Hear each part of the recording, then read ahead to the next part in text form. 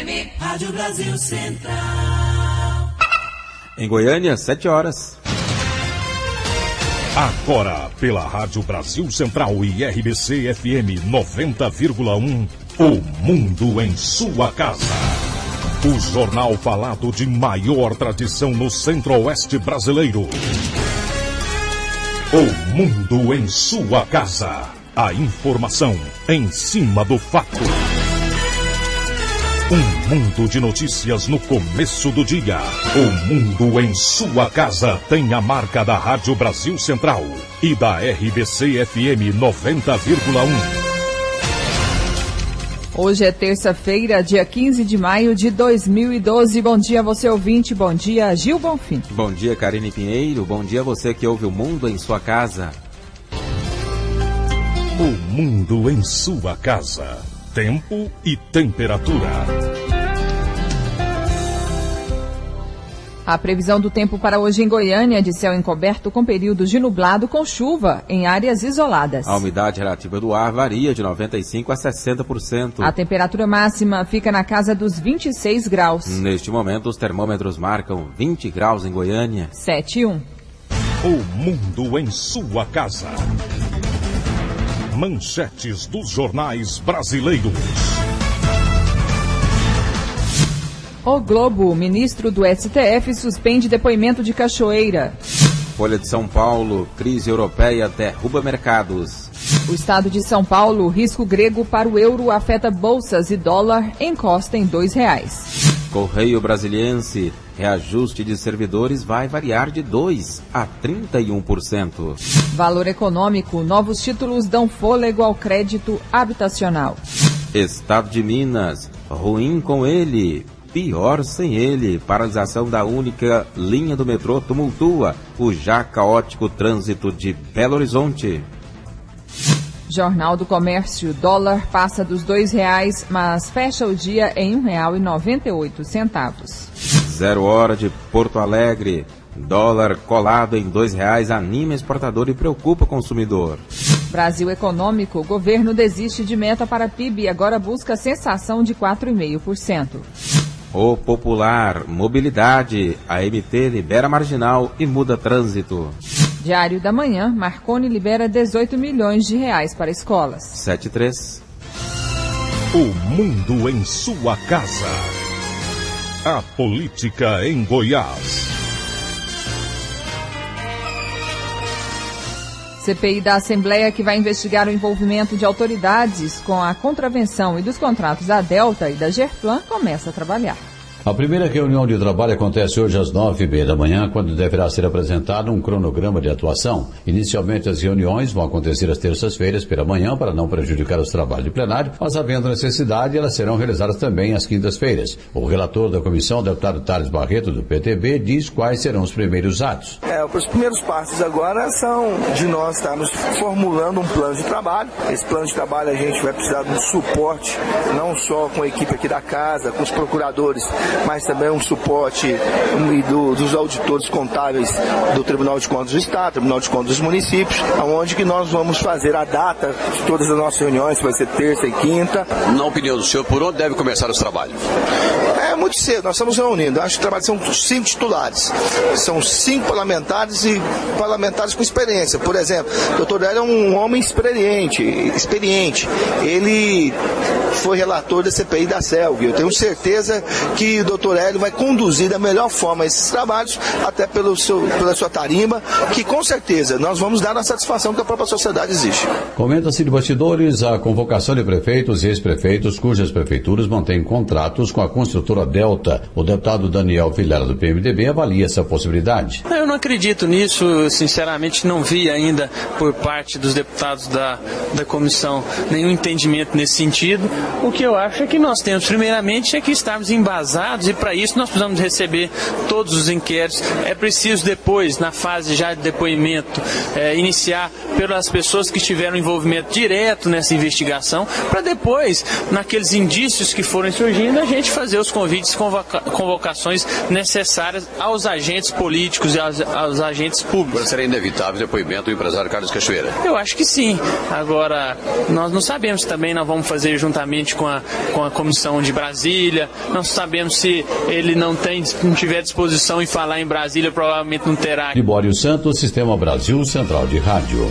7:05. TRE faz teste dos sistemas de registros de candidaturas das eleições 2012. Técnicos do Tribunal Regional Eleitoral de Goiás realizarão durante toda a semana em Goiânia um teste para aferir o sistema de registro de candidaturas para as eleições do próximo mês de outubro. Secretário de Tecnologia e Informação do TRE Goiás, Patrício Rios Brandão, conta que o teste serve também para verificar as funcionalidades desenvolvidas e a aderência do sistema às normas legais. O que evolui nisso é a resolução vai fazendo as mudanças e os sistemas também vão acompanhando isso. Para quê? O sistema muda a linguagem, a velocidade, o tamanho das informações, como várias certidões que são acrescidas nos sistemas. Então, tudo isso o sistema tem que acompanhar. Então, nós estamos aqui essa semana inteira com o pessoal do TSE, vários TREs aí, fazendo exatamente todos esses testes para testar essas funcionalidades dos sistemas de registro de candidatura. Segurança é um dos pontos básicos. Segurança, sim, e também as funcionalidades para dar uma praticidade para os partidos políticos preencher esse sistema de forma eletrônica sem causar nenhum transtorno para eles. Ficou mais fácil para os partidos e para os candidatos? Isso, a intenção é essa, facilitar, ser um sistema bastante interativo, onde os partidos políticos não vão ter nenhuma dificuldade para fazer o preenchimento. O programa completo para o registro de candidaturas estará disponível para que os partidos políticos possam baixá-lo na página do TRE a partir da primeira quinzena de julho. Aulos Rincon para o Sistema Brasil Central de Rádio. Agora são 7:07. O mundo em sua casa. Política Nacional.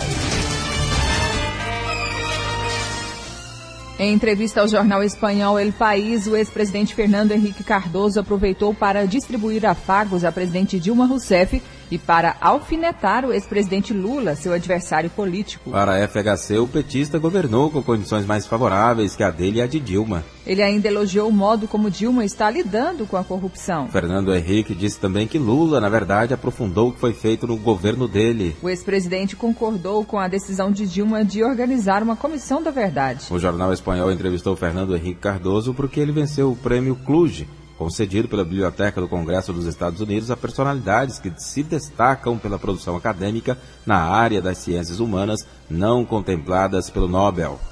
O ministro do Supremo Tribunal Federal, Celso de Mello, decidiu adiar o depoimento do bicheiro Carlinhos Cachoeira, marcado para esta terça-feira, às 2 da tarde, na Comissão Parlamentar Mista de Inquérito, que investiga as relações do contraventor com agentes públicos e privados. O ministro acatou o pedido de liminar feito pelo advogado de Cachoeira, Márcio Tomás Bastos, para que o bicheiro não fosse obrigado a comparecer à CPMI antes de ter acesso ao inteiro teor dos documentos sigilosos enviados pelo Supremo à comissão. No mérito, a defesa solicita que a CPI libere o acesso dos documentos em prazo razoável antes do depoimento. Márcio Tomás Bastos havia pedido ao presidente da comissão, senador Vital do Rego, acesso aos inquéritos disponíveis apenas a integrantes da CPMI em uma sala monitorada por câmeras de segurança. No entanto, a solicitação foi negada pelo senador. Cachoeira está preso na penitenciária da Papuda, em Brasília. Ele foi preso em Goiás pela Polícia Federal no fim de fevereiro na Operação Monte Carlo. Foi transferido para um presídio de segurança máxima em Mossoró e depois foi transferido para Brasília. O deputado Odair Cunha, do PT de Minas, relator da Comissão Parlamentar Mista de Inquérito criada para investigar o elo do bicheiro Carlinhos Cachoeira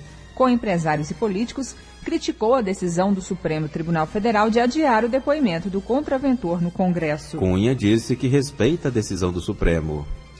Contudo, discorda porque em nenhum momento houve cerceamento de defesa. 7-9.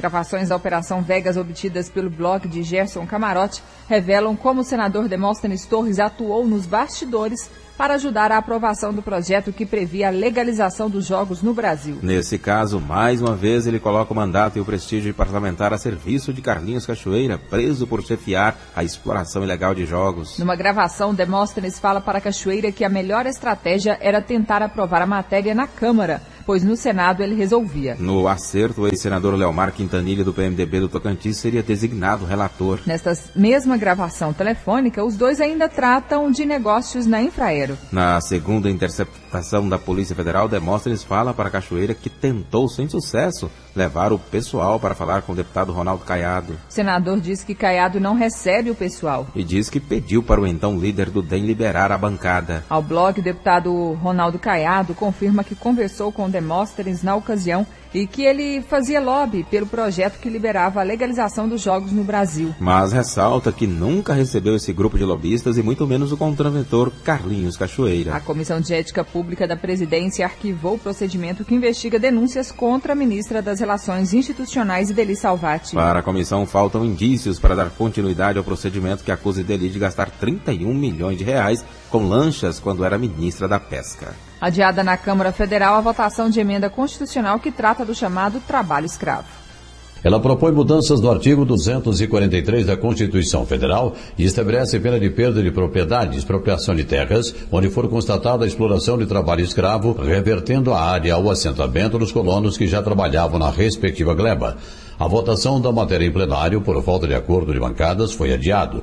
O deputado Leonardo Vilela, do PSDB, destaca o porquê da polêmica. O problema é que essa emenda constitucional, ela não define o que é trabalho análogo ao escravo e não define os critérios dessa apropriação. Ela é muito simples, são poucas linhas. E isso gera questões sérias. Por exemplo, se eu sou proprietário urbano, eu alugo um imóvel para uma indústria ou para um comércio, e se tem alguma alteração da lei trabalhista, algum choque qualquer, alguma inobservância, o fiscal chega e considera trabalho análogo ao escravo, aquele imóvel será desapropriado, mesmo sendo alugado? Então, quer dizer, tem várias questões colocadas, preciso de uma regulamentação, e em virtude desses vazios é que ficou definido que essa votação ocorrerá no dia 22 de maio, onde todas essas questões deverão ser definidas com o Senado Federal, porque na Câmara, nessa altura, não cabe mais nenhum adendo a essa emenda constitucional, e havendo uma negociação com o Senado para que o Senado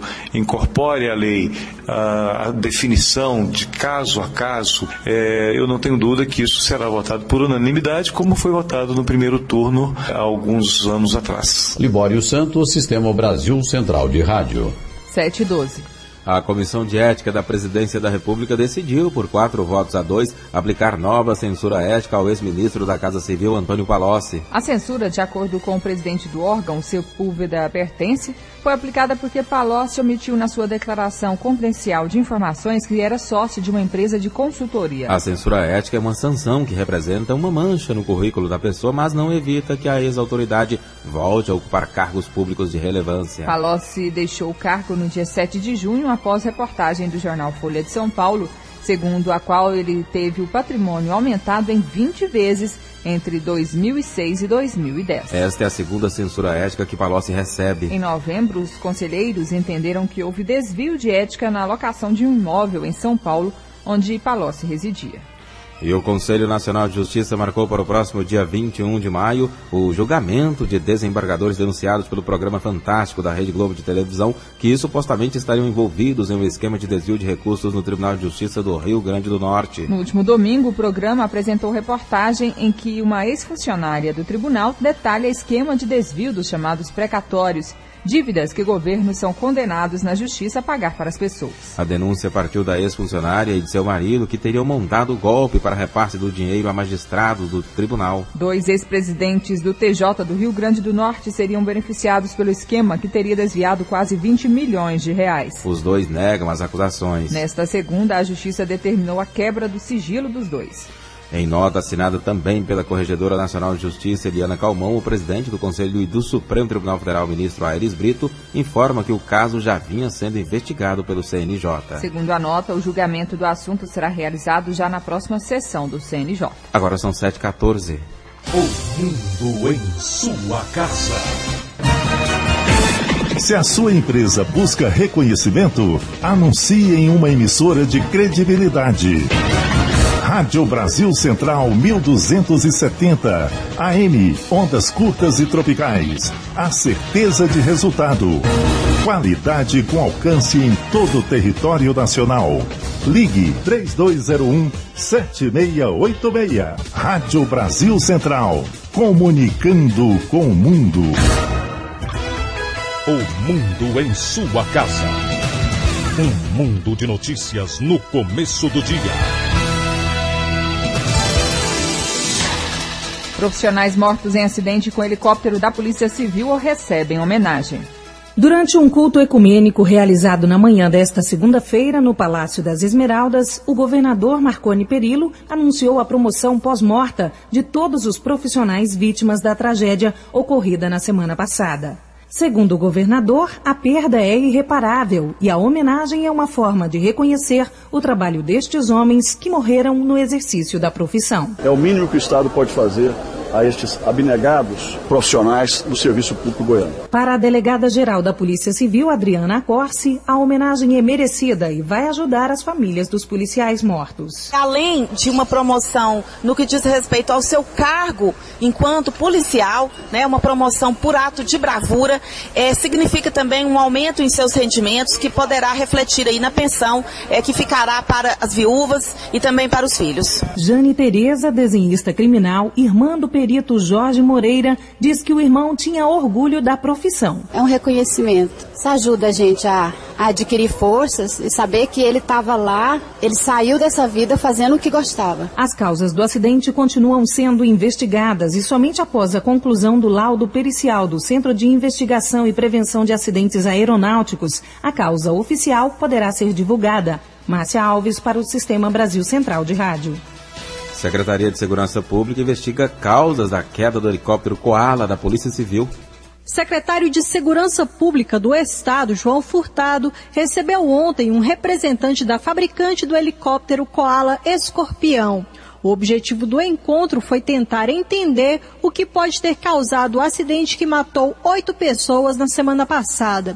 De acordo com o secretário, o governo não acredita que a manutenção da aeronave foi causa determinante para o acidente. A manutenção que se fez e que se faz para as 3 aeronaves, inclusive, neste momento, ela é uma manutenção considerada básica. Não se cuida, neste momento, em manutenção básica, de revisão do rotor principal. Isso só ocorrerá quando as aeronaves alcançarem 800 horas de voo. Então não era objeto de manutenção os cuidados com o rotor principal neste momento. O CENIPA vai verificar quais são as causas que contribuíram para o acidente e quais são as causas que determinaram a ocorrência do acidente. João Furtado também esclareceu que não pretende contratar outra empresa de manutenção. Eu ainda não pretendo contratar uma nova empresa. Eu aguardo esclarecimentos técnicos da empresa Fênix quanto à sua habilitação para a prestação de serviço. Me parece que a empresa já entregou os documentos na ANAC e a ANAC deve fazer análise deles. Eu, diante desse quadro, eu gostaria muito que aguardar o pronunciamento da ANAC. Se a ANAC interditar definitivamente a empresa, nós seremos obrigados a fazer uma nova contratação. Caso contrário, nós vamos continuar trabalhando com a empresa. O secretário também pediu a suspensão temporária das operações com os helicópteros da Polícia Militar e do Corpo de Bombeiros. Essas aeronaves são da mesma série e modelo do helicóptero da Polícia Civil. Lorena Borges para o Sistema Brasil Central de Rádio.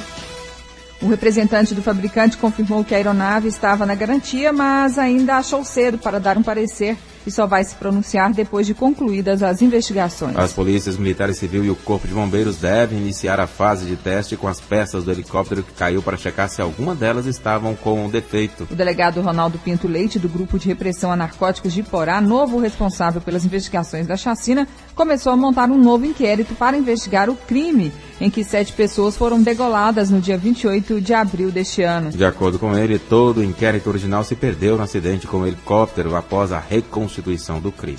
7h19. Medida provisória com reajuste salarial não agrada a funcionários públicos federais.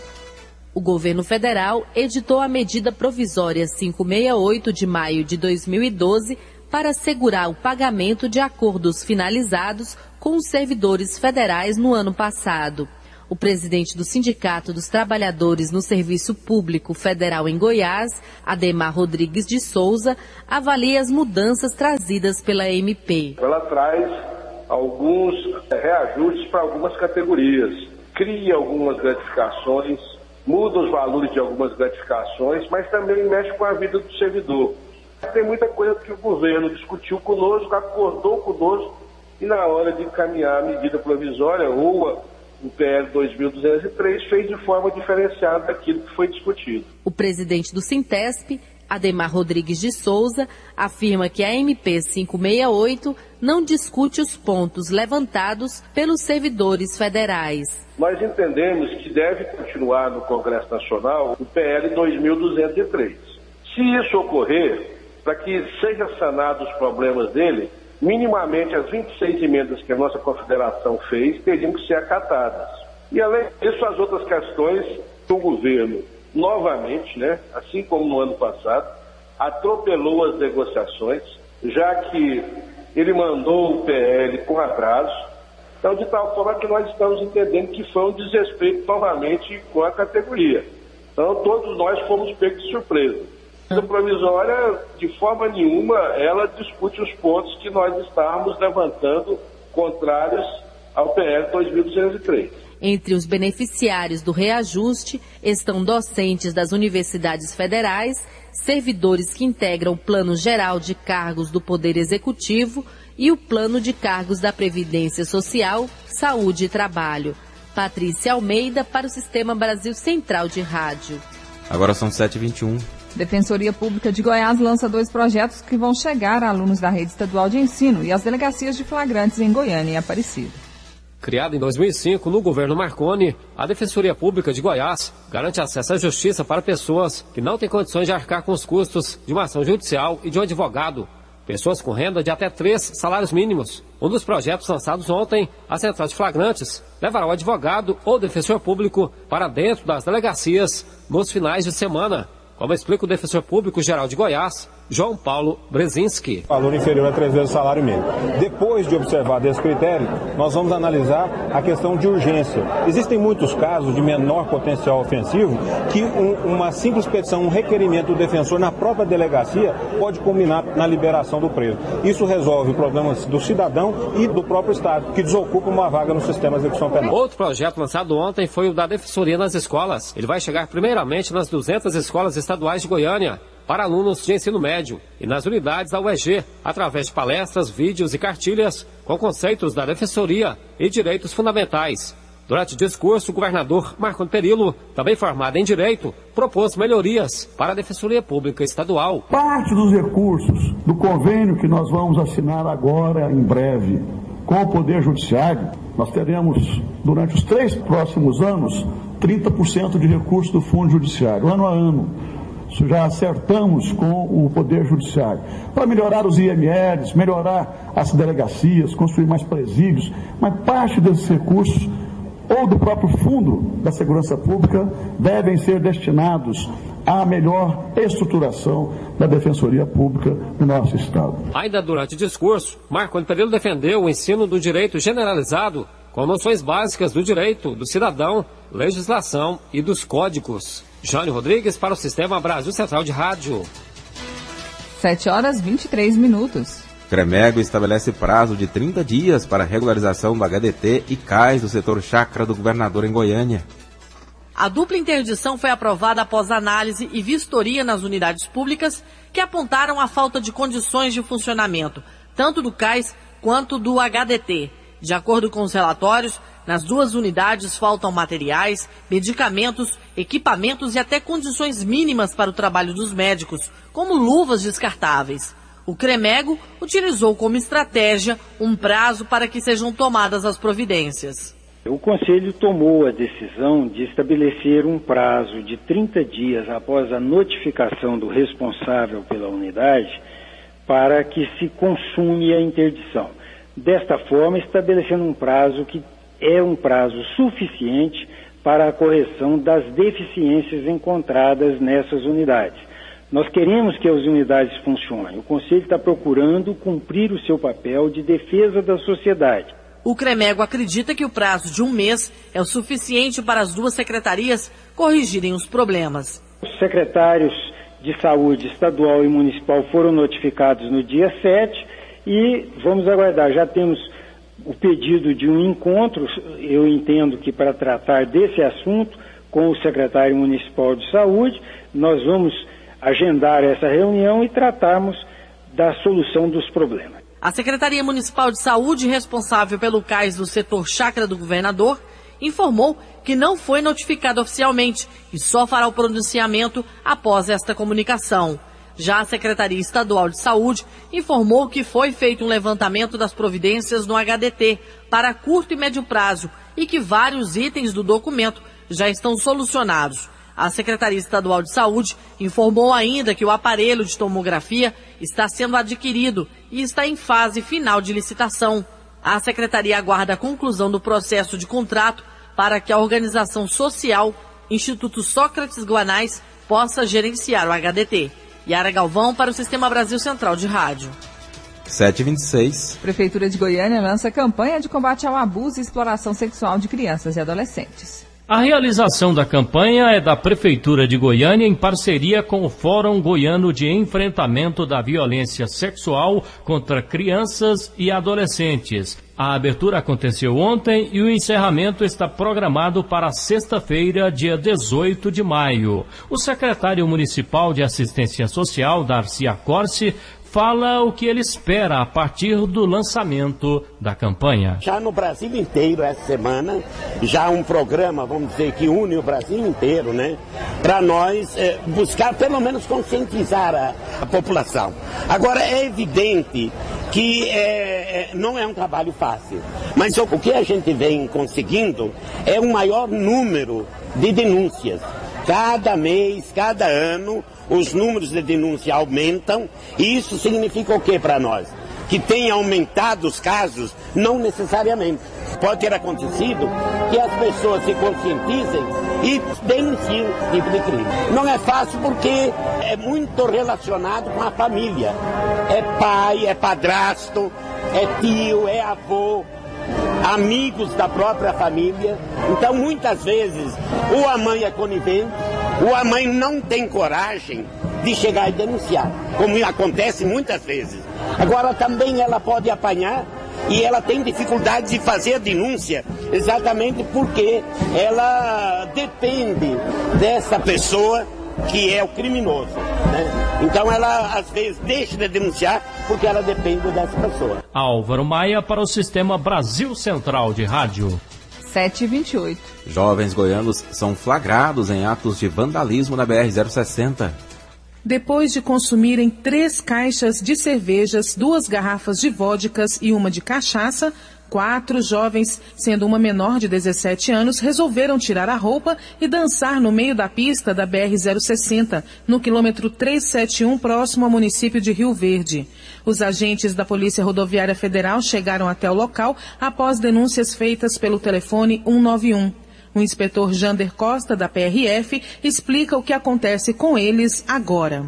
Isso, foram detidos e encaminhados à Delegacia de Polícia Civil de Rio Verde e foram ouvidos lá pela autoridade policial, em seguida liberados, segundo a informação que nós recebemos, mas que a partir de hoje, segunda-feira, estariam aí prestando outros esclarecimentos, inclusive, certamente, com esses esclarecimentos que irão compor um processo que certamente serão movido contra essas pessoas. Inspetor Jander informa que possivelmente eles não tenham passagem pela polícia e, motivados pela bebida, tiveram uma atitude desrespeitosa para com a comunidade e de alto risco, já que a BR-060 é uma via de grande movimento de veículos pesados.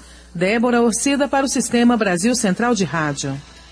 7h29. O empresário Cássio Calantoni, de 44 anos, sócio proprietário de uma retífica de motores, está desaparecido há 18 dias na cidade de São Simão, a 377 quilômetros de Goiânia. Ele é natural da cidade de Caçu, mas morava sozinho há 4 meses em São Simão. A polícia trabalha com a hipótese de homicídio. Segundo a polícia, Calantoni tinha ido a Caçu receber uma dívida e assim que ele chegou de viagem, teria ido para a própria empresa. No local estavam um sócio e um funcionário. No fim da tarde, os dois foram embora e o empresário ficou sozinho na retífica. Essa, segundo a polícia, teria sido a última vez que o empresário foi visto. Na cidade, quase ninguém o conhecia. A proprietária de um bar conta que dias antes de desaparecer, ele e um homem estiveram no estabelecimento. Ela disse: eles vieram aqui, tomaram 8 cervejas, depois não voltaram mais.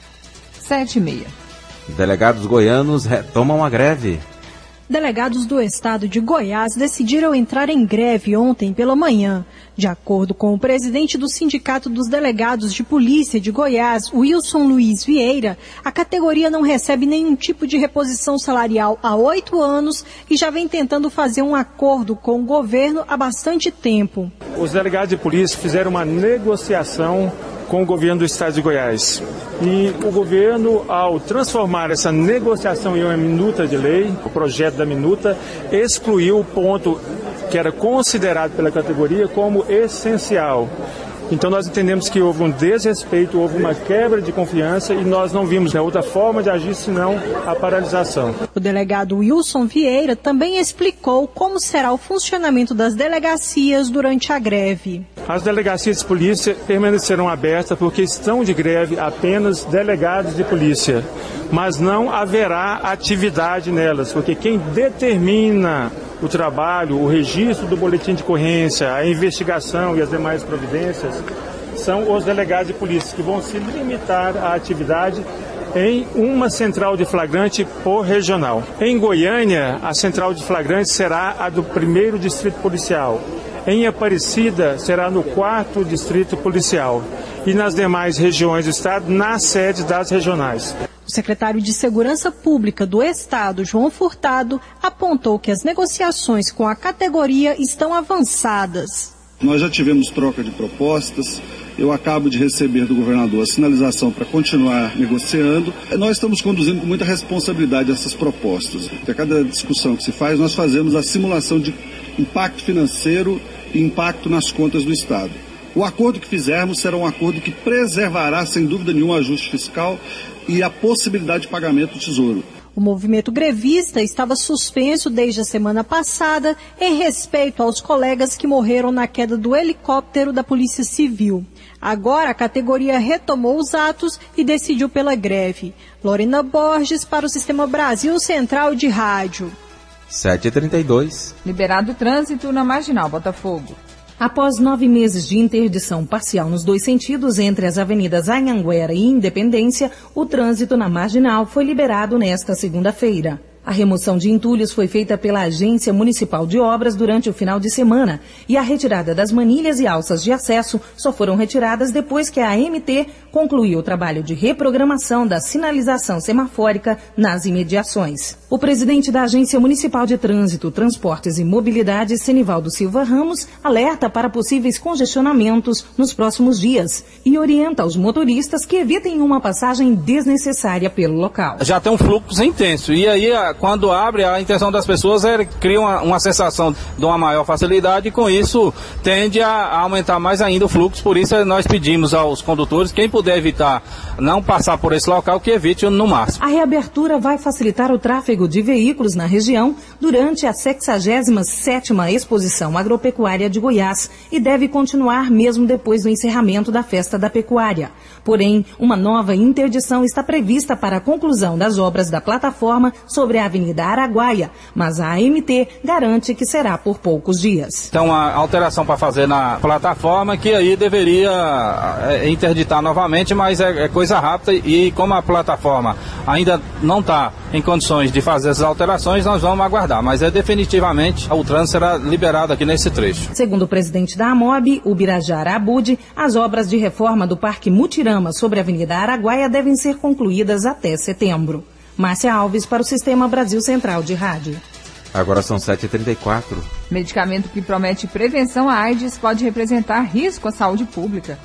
O uso do Truvada foi aprovado nos Estados Unidos para pessoas que já têm o vírus HIV e é tomado junto com outros medicamentos. A liberação da pílula para prevenir a AIDS ainda está em discussão pela Agência Americana de Drogas e Medicamentos, que deve tomar decisão sobre o assunto em junho. De acordo com Flúvia Amorim, diretora de Vigilância em Saúde de Goiânia, o fato do medicamento não garantir a proteção em 100% pode representar um risco à saúde pública. Nós temos de real de concreto é que o uso do preservativo durante as relações sexuais é a única forma de prevenção hoje existente, pensando em transmissão sexual. Quando eu falo em outros tipos de transmissão, como a transmissão sanguínea ou através das secreções, falando aí dos profissionais de saúde, nós temos a importância dos profissionais, né? O uso dos equipamentos de proteção individual, o uso de seringas e agulhas descartáveis, são as formas hoje que nós temos possíveis de prevenção do HIV/AIDS. E quando eu falo em transmissão vertical, que é a mãe que é portadora do vírus para o filho, aí eu coloco a importância do pré-natal realizado de forma adequada e o uso dos medicamentos preconizados pelo Ministério após o nascimento da criança. Conforme estudos do fabricante do medicamento, o Truvada reduziu o risco de infecção pelo HIV em até 73% em homossexuais masculinos saudáveis. Segundo a diretora da Secretaria Municipal de Saúde, Flúvia Amorim, isso representa apenas uma expectativa e pode dificultar a prevenção da doença. O ideal seria termos não um medicamento que previne, mas sim uma vacina que prevenisse, e existem já estudos em relação a isso. Quando a gente fala em prevenção, você vai pensar qual que é a melhor forma de se prevenir uma doença, você conseguir controlá-la ou eliminá-la. É através de vacina, que aí é o seu organismo produzindo um anticorpo contra aquela determinada doença, e muitas das vezes de forma permanente. Porque o medicamento, a pessoa, para ela se manter prevenida, ela tem que continuar tomando o medicamento. Então isso já é um fator dificultador. Flúvia Amorim informou ainda que a discussão sobre o Truvada é inicial e para ser usado no Brasil deve passar por um longo processo no Ministério da Saúde. Gil Bonfim para o Sistema Brasil Central de Rádio. 7h36. Crianças de Goiânia serão beneficiadas pelo Plano Brasil Carinhoso. A presidenta Dilma Rousseff lançou nesta segunda-feira, no Palácio do Planalto, o Plano Brasil Carinhoso. As ações sociais representam um investimento de 10 bilhões de reais até 2014. O plano está dentro do programa Brasil Sem Miséria e pretende tirar da pobreza absoluta todas as famílias brasileiras que tenham crianças de até 6 anos de idade. A secretária de Educação de Goiânia, Neide Aparecida, explica as principais ações do plano. Aquelas famílias que têm pelo menos uma criança com até 6 anos de idade e que tem o Bolsa Família, passará para per capita por membro da família para R$70.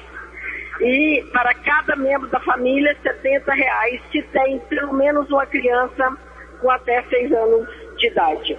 Estará também aumentando o valor para creche para crianças de 0 a 6 anos de idade, o valor do Fundeb que será repassado para as crianças que serão matriculadas de agora para frente na educação infantil. A secretária de Educação de Goiânia, Neide Aparecida, informa que vai ser feito um levantamento para definir quantas famílias vão ser beneficiadas em Goiânia. Esse é um levantamento que nós teremos que fazer da agora para frente, né? Nós temos o controle de quem tem, por exemplo, Bolsa Família, que quem faz todo o controle da frequência da criança é a Secretaria Municipal de Educação.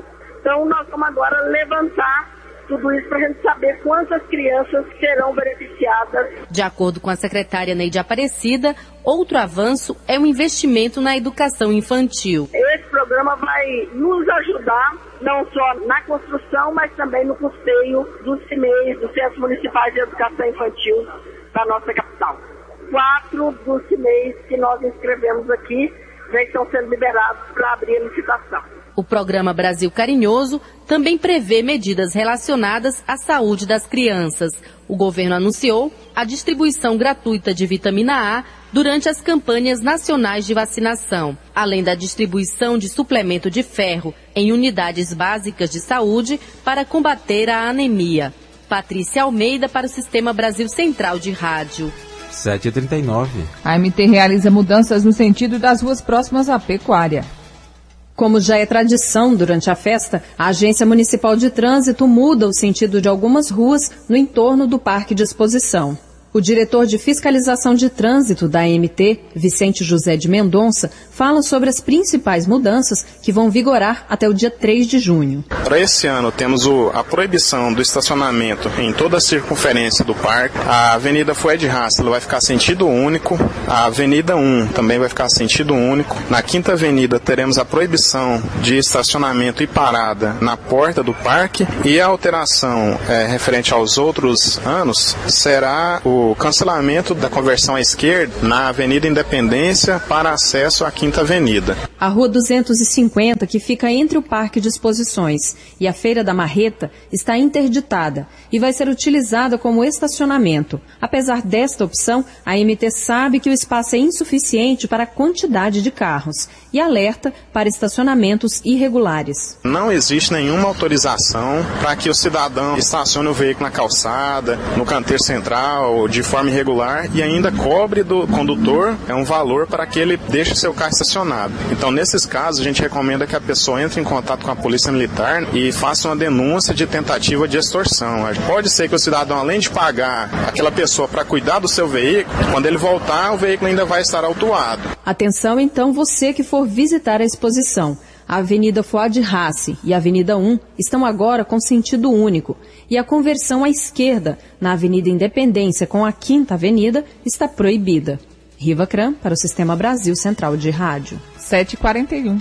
Procuradoria-Geral do Estado abriu inscrições para contratação de estagiários. São 70 vagas para estudantes de Direito que estejam no mínimo no 5º período do curso. O estagiário vai trabalhar 20 horas semanais e receber bolsa composta por auxílio financeiro no valor de R$ 550, além de auxílio transporte e seguro contra acidentes pessoais. 7h41. A seguir você confere as notícias do esporte com José Calazans.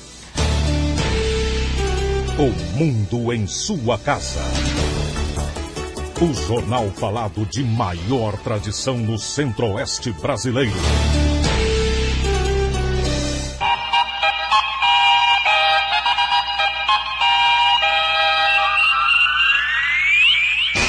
O mundo em sua casa.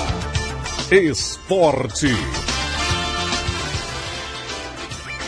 Bom dia. A CBF anunciou que os 3 jogadores do Santos convocados para os 4 próximos amistosos do Brasil estão liberados de jogar a primeira partida. O atacante Neymar, o meia Paulo Henrique Ganso e o goleiro Rafael não terão que se apresentar no dia 23 de maio para enfrentar a Dinamarca no dia 26 na Alemanha.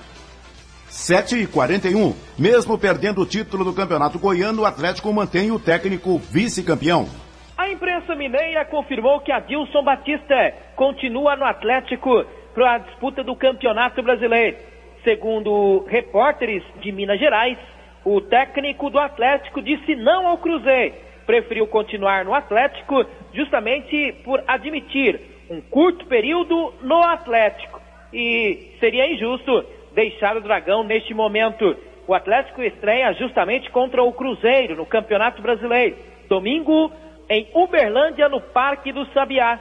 Hoje à tarde acontece a reapresentação. A expectativa para que os jogadores que estão no departamento médico, o goleiro Márcio e o zagueiro Leonardo, possam estar à disposição do técnico Adilson Batista, assim como o atacante Marcão, que desfalcou o time na decisão do Campeonato Goiano. Eric Maravilha, para o Sistema Brasil Central de Rádio. A noite de ontem foi de eleição no Goiânia Esporte Clube. 2 chapas concorreram, a da situação e uma de oposição, chamada Renascer. O atual presidente Vicente Arican foi reeleito com 23 votos e conselheiros. Edson Oliveira, que encabeçava a Renascer, obteve 16.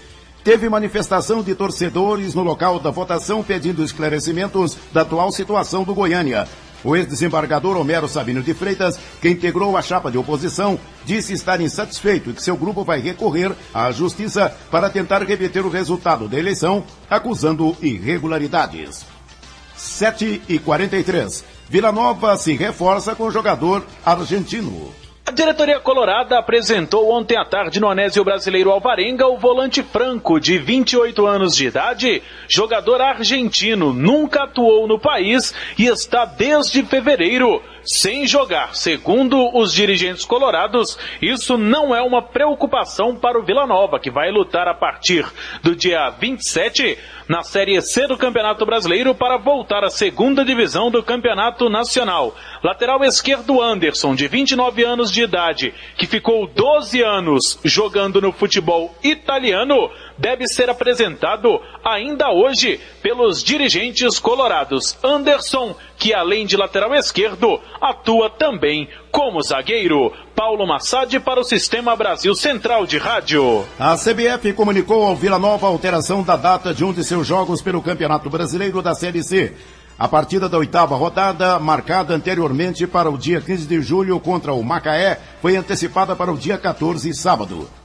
Os dirigentes dos 20 clubes da Série C vão se reunir logo mais às 3 da tarde com representantes da CBF no Rio de Janeiro. Embora o tema a ser discutido não tenha sido informado, espera-se que assuntos como cotas de TV, viagens e hospedagens para a disputa da competição sejam abordados. A CBF havia estipulado anteriormente que bancará despesas de viagem e hospedagem, sendo que 25 passagens aéreas para distâncias superiores a 700 quilômetros. Os clubes pleteiam que o número seja aumentado para 27 passagens e a distância encurtada para 500 quilômetros das sedes das equipes.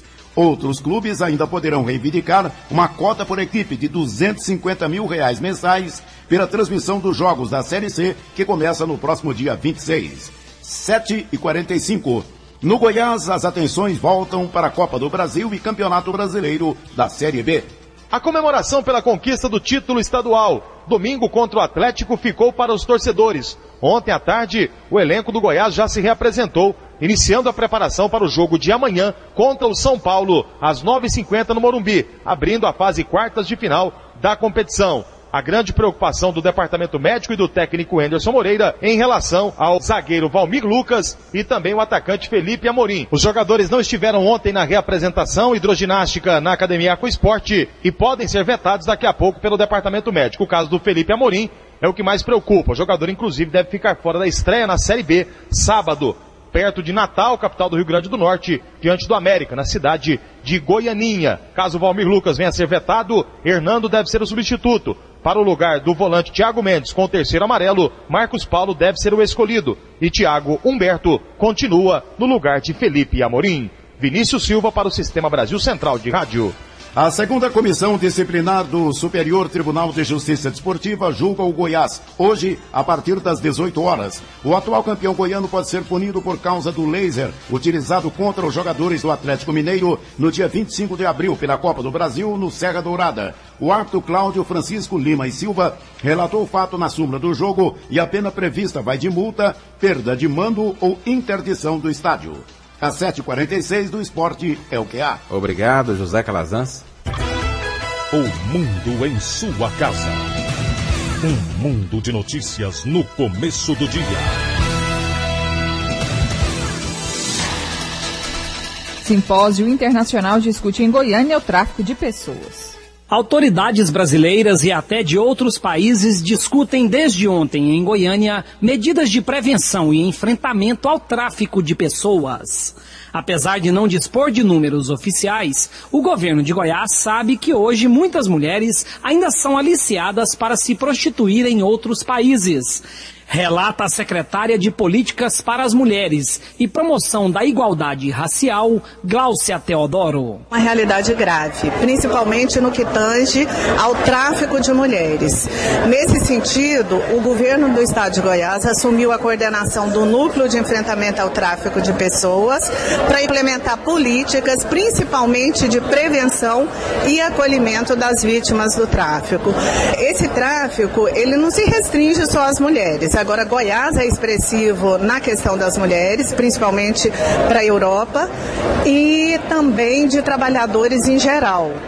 E o governo do estado, ele faz, além desse trabalho de prevenção, ele faz o trabalho também de acolhimento das vítimas do tráfico no Centro de Referência da Igualdade. Nós fazemos a assistência jurídica, social e psicológica das vítimas.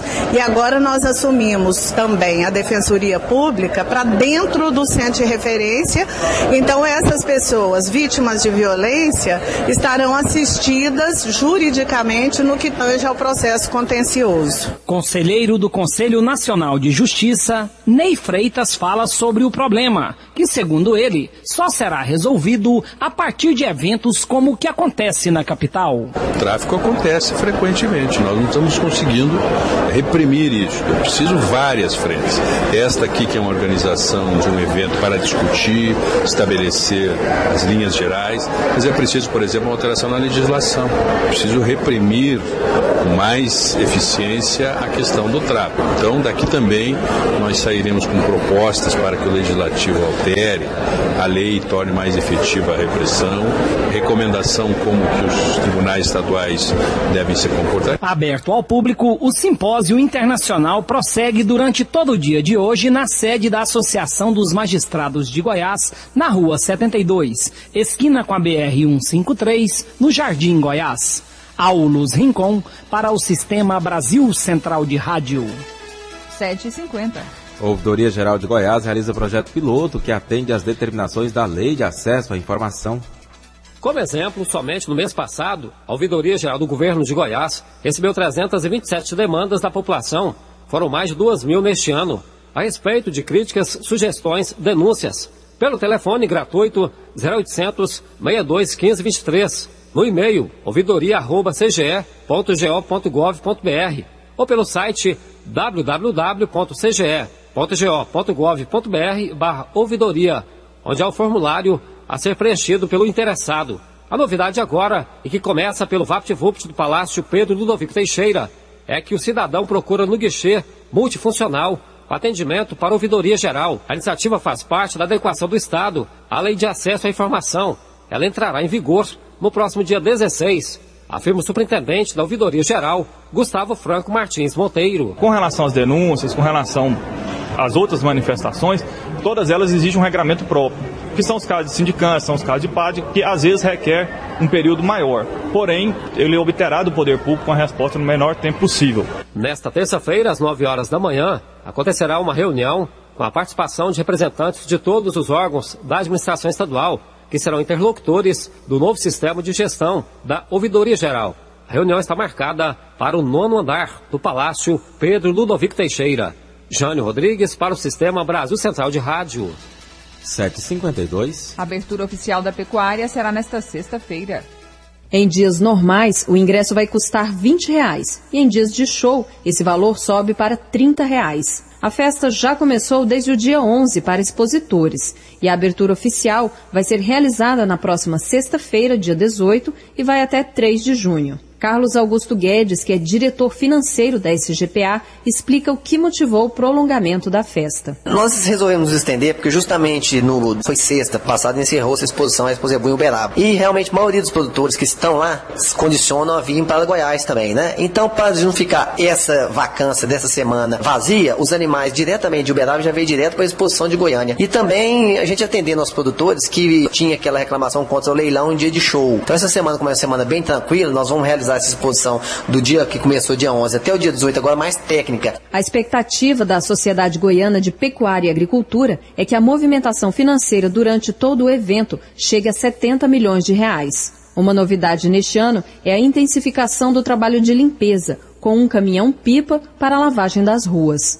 O Banco do Brasil está presente na exposição para facilitar o acesso dos produtores às linhas de crédito. E em relação ao estacionamento, Carlos Augusto dá algumas orientações. Que nós já vimos ali um estacionamento aqui pela Independência, na chegada, já estão abrindo um espaço, inclusive, e aos redores. A gente pede, inclusive, claro, que a população evite de vir uma pessoa num carro, que venha mais pessoas num devido carro, utilize o táxi, porque realmente a MT vai nos dar um aporte, inclusive, contra a balada responsável, né? Não beber e dirigir, né? Que não combina. Então, a gente pede isso à população que nos ajude. Aos domingos, até o meio-dia, mulheres acompanhadas de crianças de até 10 anos não pagam a entrada. E os profissionais ligados ao agronegócio, como zootecnistas, produtores rurais, veterinários e biólogos, com a carteira do Conselho Profissional, também não pagam aos domingos até meio-dia e nas segundas, terças e quartas até às 4 da tarde. Riva Cran para o Sistema Brasil Central de Rádio.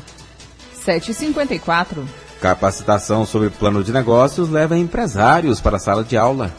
informação. Esse é o primeiro ingrediente para o sucesso de um empreendimento. Sabedores disso, empresários de micro e pequena empresa e empreendedores individuais participam até amanhã de cursos de capacitação empresarial promovidos pela Secretaria de Indústria e Comércio do Estado de Goiás. Essa ação acontece em Goiânia e na cidade de Ouro Verde e faz parte do programa de crédito produtivo. O curso tem duração de 12 horas e os participantes assistem aulas sobre empreendedorismo, área administrativa, financeira e econômica de uma empresa, desenvolvimento de pessoas, marketing, planejamento estratégico de vendas e lucratividade, além de aprenderem a montar um plano de negócios. Meire Prates, assessora da Superintendência da Secretaria de Indústria e Comércio, explica que muitas pessoas chegam na Secretaria em busca do empréstimo, mas, após fazer o curso, descobrem que precisavam de orientação. A maioria das pessoas que vêm participar do curso, eles vêm por causa da atração do crédito produtivo da Secretaria de Indústria e Comércio. Ao término do curso, muitas das vezes a gente percebe que eles mesmos falam para a gente que eles não precisavam de dinheiro, eles precisavam de administração, eles precisavam separar contas pessoais das contas empresariais e saber que norte que eles deveriam tomar. Aliás, participar desse treinamento é pré-requisito para que os empresários de micro e pequena empresa e empreendedores individuais tenham acesso aos empréstimos do programa Crédito Produtivo. Esses valores variam de R$2.000 a R$16.000, com juros subsidiados de 0,5% ao mês.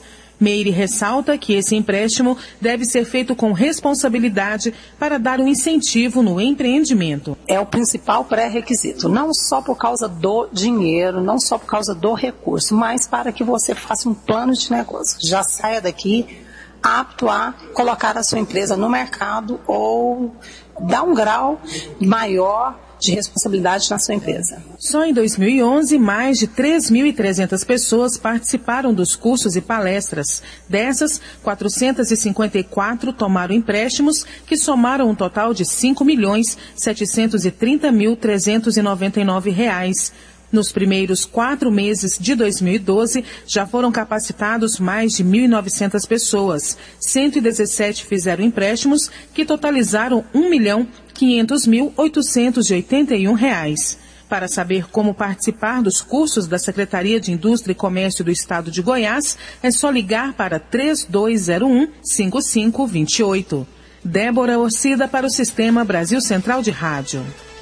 A ANFAV, a Associação Nacional dos Fabricantes de Veículos Automotores, quer que o governo pressione os bancos a liberar crédito para a compra de automóveis mais facilmente. Segundo o presidente da entidade, Cledorvino Bellini, os fabricantes estão com estoque de veículos nos pátios e as vendas estão em queda, o que ele atribui à dificuldade dos consumidores em conseguirem financiamento. Segundo Bellini, a situação é pior no mercado de caminhões, cuja produção caiu e as montadoras estão com estoques para até 50 dias de vendas. Apesar disso, ele afirmou estar otimista de que, com a queda dos juros anunciado por alguns bancos, o mercado volte a se aquecer. Agora são 7h58.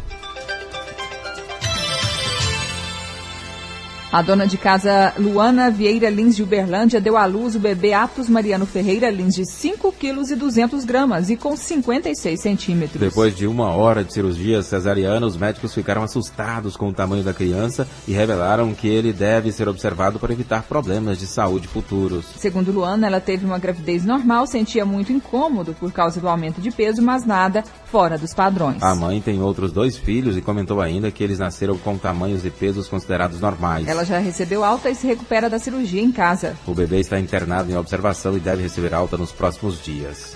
Na Bahia, estado vizinho do Espírito Santo, 236 municípios decretaram situação de emergência por causa da seca. Esse número representa mais da metade das cidades baianas. Segundo a Defesa Civil, é a pior estiagem no estado em 47 anos. Também na Bahia, a população invade delegacia, retira e lincha preso. Caso ocorreu na noite desta segunda-feira em Tapiramuta. Após matarem um jovem de 21 anos, a pauladas, a população ateou fogo no morto. Segundo a polícia, o homem morto em frente à delegacia era suspeito de um latrocínio ocorrido na madrugada de domingo. Agora são 7h59, noticiário internacional.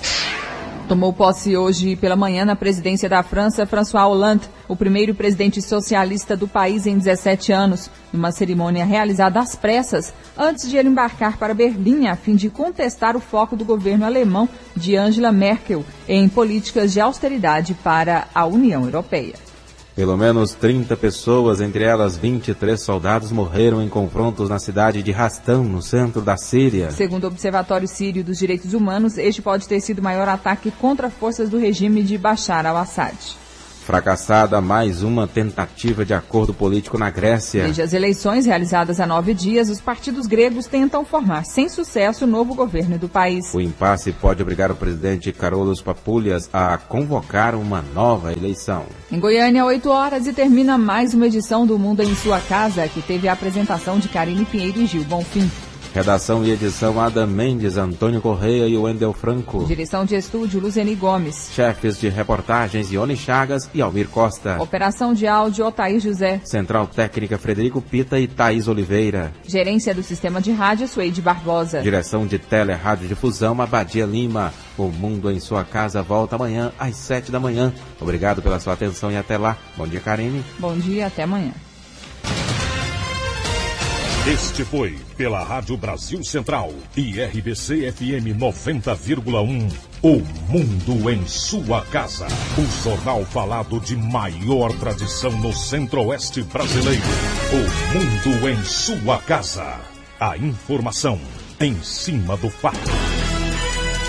Um mundo de notícias no começo do dia. O Mundo em Sua Casa voltará sempre com a marca da Rádio Brasil Central e da RBC FM 90,1.